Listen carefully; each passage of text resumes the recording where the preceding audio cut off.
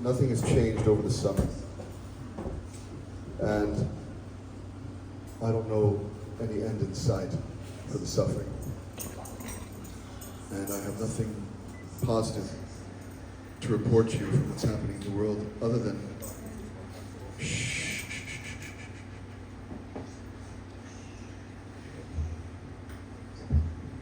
Stay with me. Stay with me, please. And it's easy to lose faith when the world seems to be at a boiling point. Can I have an amen? Amen. Yet here your rabbi stands before you with the availing declaration, Hakol Lehetu. This too will lead to some good. How can I stand here, sit here, excuse me, and say that to you with a full heart? I'll tell you why, because I have no choice. Because it's what I believe. Because I have no alternative. I have to believe that everything that we experience, as dark as it is, leads to some good. By your nodding heads, I see that you want to believe this too. So for those 3 or 4 of you who don't believe it yet, I'll tell you a little story about a man named Thomas Clarkson. He was one of the key figures in the abolition of the slave trade, the international slave trade, back in the late 1700s. Well, you know how long the slave trade lasted. And he made it his work to travel around the world for 20 years, interviewing sailors and freed slaves, or slaves as they are or were. And he documented the unimaginable. He learned how enslaved Africans were brought over to this country. You probably know this already. In ships built for 400, crammed 600 slaves, put into shelves, chained together, immovable. They didn't move for 2 months at a time, living in their own waste, dying, and discarded and thrown off the ship as cargo or contraband. And then when they got here, that's when the real horrors began. The public flogging.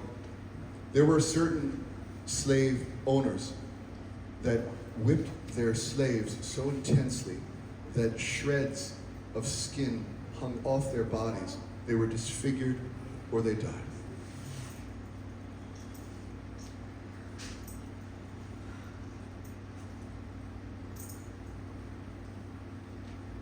He found and he collected torture devices, iron masks, spiked collars, spiked chains. Do you know what it means to wear a spiked chain? It means that you don't rest. You can't sleep or be comfortable because you'll impale yourself. And the sexual violence was the most horrific. There was forced breeding after 1807 when they outlawed slave trade.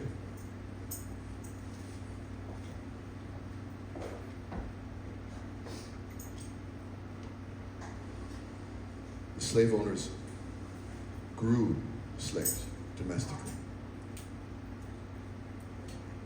You can imagine what that meant. And he traveled 35,000 miles on horseback through the snow and rough terrain, carrying his journals and his evidence. Because, and this is the point, because he wanted to show people, because he believed that if people saw the inhumanity, the brutality, it could overturn public opinion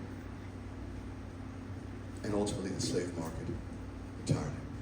He believed this. In the middle of all of that horror, he believed in the betterment of humanity. He saw a kernel of good, and he adhered to that kernel of good. He didn't just face the horrors of the slave trade. He faced intense opposition. As he traveled, slave traders and slave owners would hire sailors to beat him to the point of near fatality. So why did he press on? Because he had faith in us. He had faith in the good. And that's what I want to talk with you about tonight. Faith in the good, faith in God, which is synonymous, and faith in yourselves, which is also synonymous. God, good, self. There's still plenty of racism alive in the country, around the world. I won't minimize that. But we're still moving towards an even better good, Baruch Hashem. And like Clarkson, we also have to have faith in betterment, even when it seems hard to find.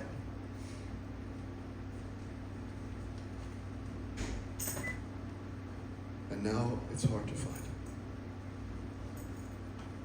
So I'm asking you to have faith in the greater good, because having faith in God is having faith in the greater good. Because as Jews, we believe in the goodness of God, and I've seen myself, and raise your hand, or give me an amen if you have seen God's compassion in the world. There's a Zohar this week's portion. It illustrates how compassionate God is. So I want to depart from the world's issues for a moment and narrow it in on personal reference. So I don't know if you're able to put slides together. So give me the slide that's the Shoftim V'Shotrim. So I'll read it in Hebrew. Shoftim V'Shotrim Titen Lecha V'chol Sharecha V'Shavtu Es Ha'am Mishpat Tzedek.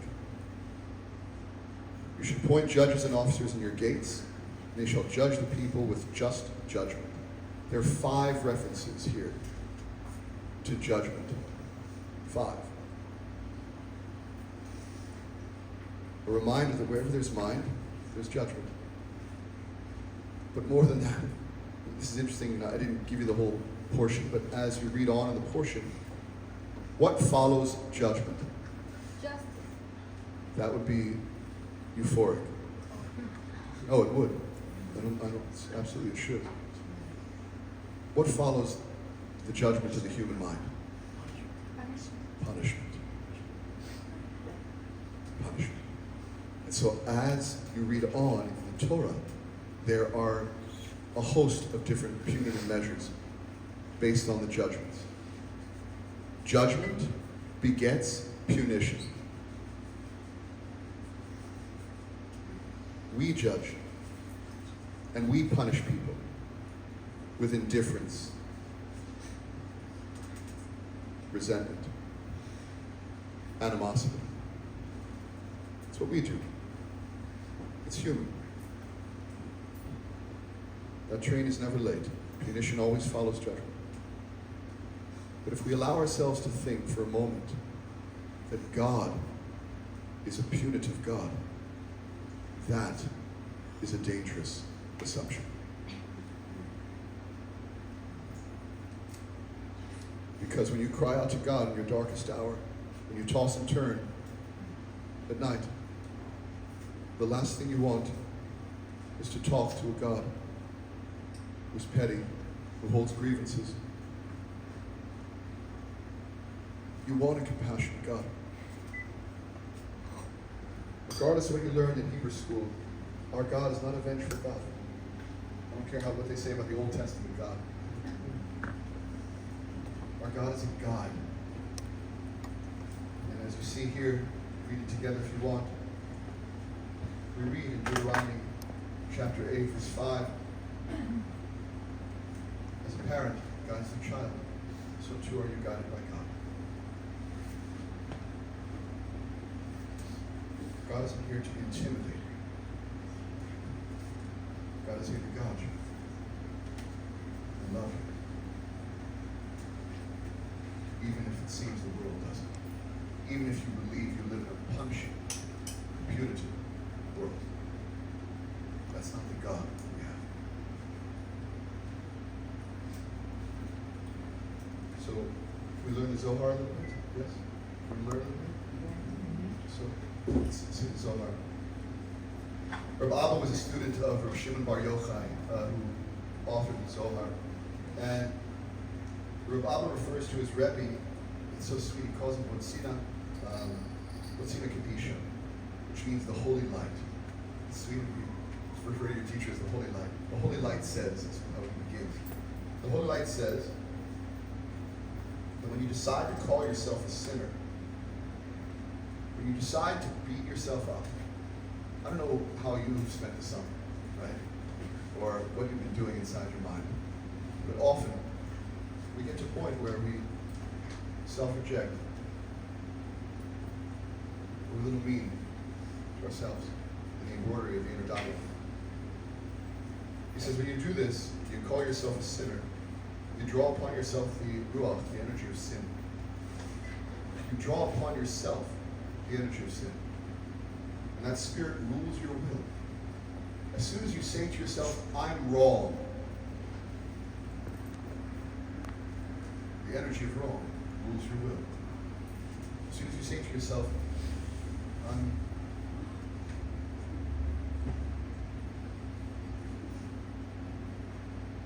glad.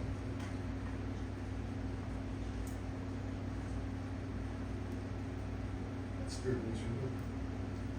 And it grows bold. That rock grows bold inside you because you've invited it. And it begins to permeate everything you do. And the entire world that you touch is touched by that ruach. That's what the Zohar is telling you. Bad news. It's tough to live in the mind with that kind of power. You understand what I'm saying? Can everyone relate? Yes. My Rebbe, I'll just take a break from the Zohar for a moment. My Rebbe used to say, my Rebbe Shapiro, my parents, of course, were my Rebbes, but I had to have another Rebbe too. This was my Rebbe in Arizona. He said, you shouldn't self-reject to the point that you don't see good in yourself. I'll repeat that. You shouldn't self-reject to the point where you no longer see good in yourself. And you shouldn't feel so self-assured that you don't leave room for growth. He says, I don't want anyone who's too perfect, and I don't want anyone who's imperfect either.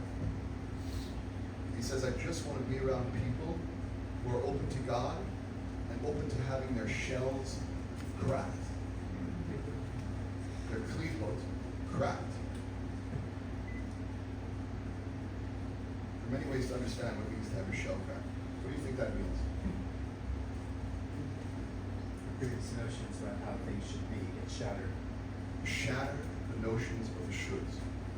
Mamish. Dr. Tessler. What else? Forced humility. Forced humility.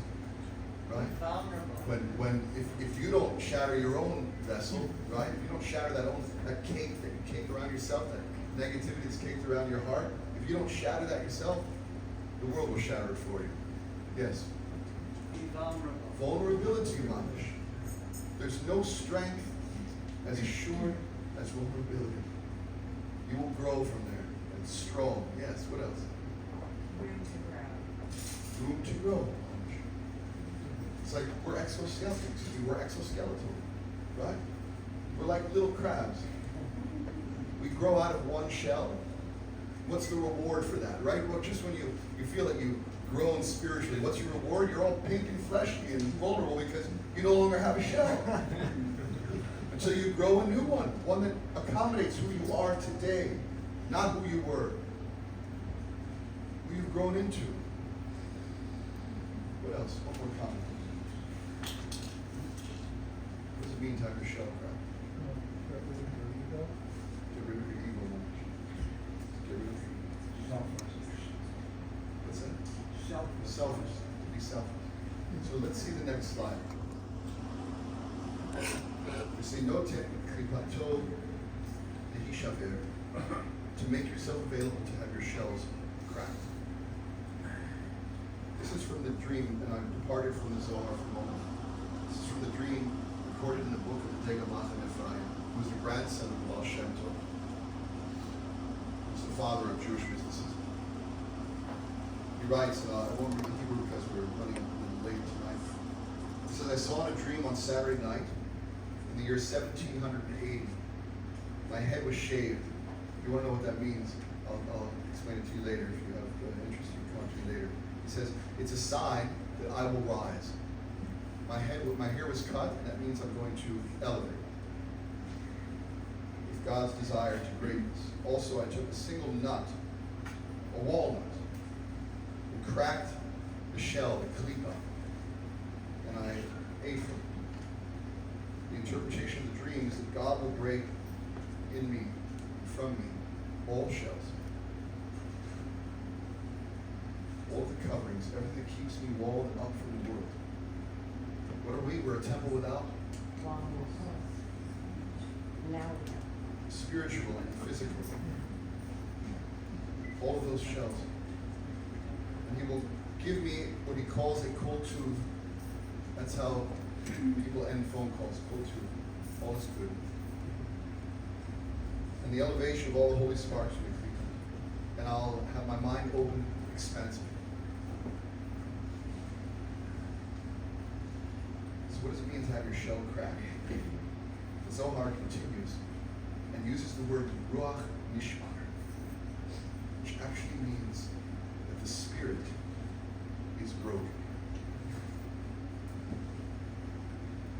I want to tell you one thing about yourself. Your spirit is never broken. It doesn't matter how you feel damaged. Your neshama is whole, always, regardless of what's happening around you. The Zohar says that once you've broken that identity, that ego, that selfishness, that whatever's caked on your neshama, whatever's caked on your soul, when you crack it, do you know what the Zohar says? I'll read it to you. It says that when you've cracked it, it disappears. Ruach halach v'lo yashuv. And it doesn't come back. If all you have to do is open yourself up to be open, and that spirit that was caked around you, that darkness that we often muddy our mind with, it's just like a shell that's open. You know when kids get these little toys inside the eggs, right? Yeah. You know what makes the toy, so those toys out there, this little 25-cent toy. But what's so exciting is that they break through the egg to get to the toy, right? Why do you think that's so exciting? Because it's an uncovering. It's a revelation. There's nothing as exciting to your spirit as the revelation of itself. To find who you are again, uncaked, uncovered, uncovered. I didn't say selfish, I said selflessness, and oneness. That's exactly what it's all. So, why do I tell you this? Because I believe that God is a loving deity. God has no investment in your self-derogation. God doesn't need you to punish yourself. We're heading into the high holidays. We're going to be beating our chests. We're going to be crying for all of the things that we did wrong, and it's important. Regret is okay. It's all part of spiritual growth. But don't believe that God is sitting there cheering on your regret, cheering on your punishment of yourself. That's not how God operates. And so, I'll end with this beautiful story.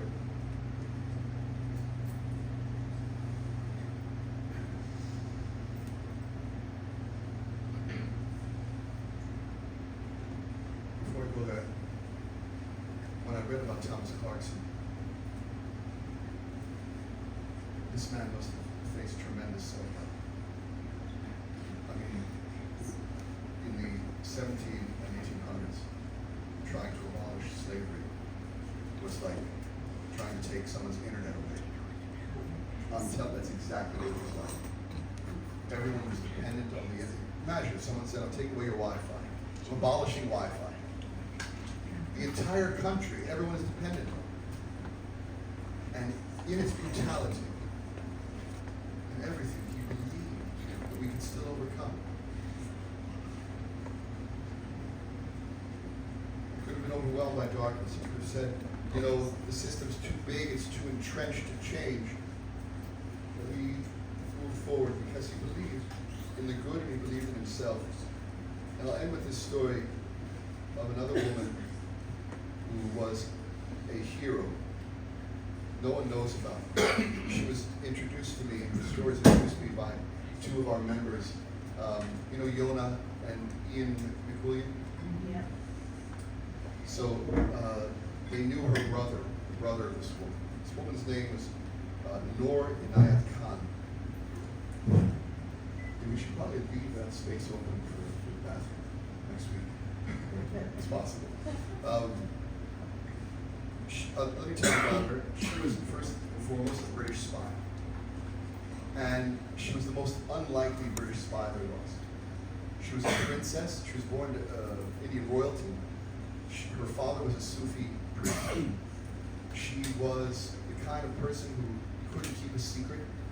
She was a spy, but she let classified codes slip out of her hands and lie around her house. She was really terrible as a spy. She was a better musician, she was a poet, she was a writer.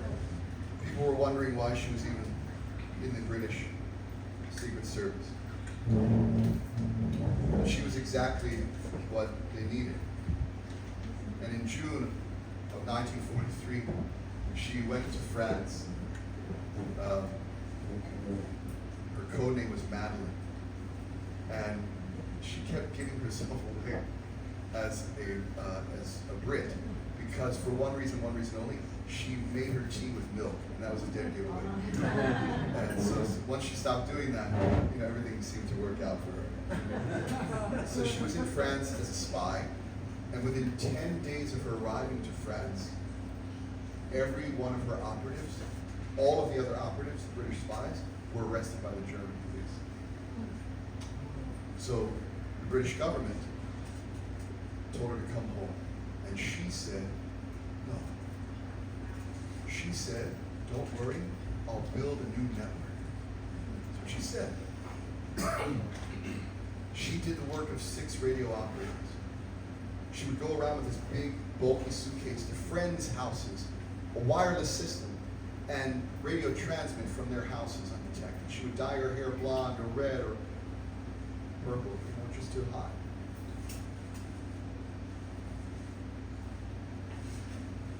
She saved the lives of pilots, and her work became crucial in the war effort. But Noor Inayat Khan never made it home from the war. Just as she was about to leave for England, in October of 1943, she was captured by the Gestapo. And they sent her to a prison in Forsheim. It's on the edge of the Black Forest, where she was chained and beaten. And she knew that what the Nazis were doing was undoubtedly horrific. She knew that what they were doing was wrong, and she gave her life to fight them. And this is the kicker, this is the point. As she was imprisoned, and as she was leaving this world, she still believed that her captors, that the German police, that the Nazis, could be redeemed. She believed that she could affect change in their hearts. And her brother, when her brother tells this story, he speaks of how German soldiers overheard how she would say and feel in her heart that she could reform. They used to talk about her after she passed That was the woman who thought that she could change it. So why am I telling you this?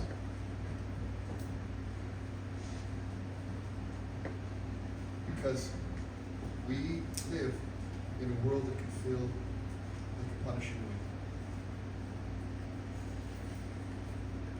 way. And it is paramount that we have faith in good, even when it's so difficult to see.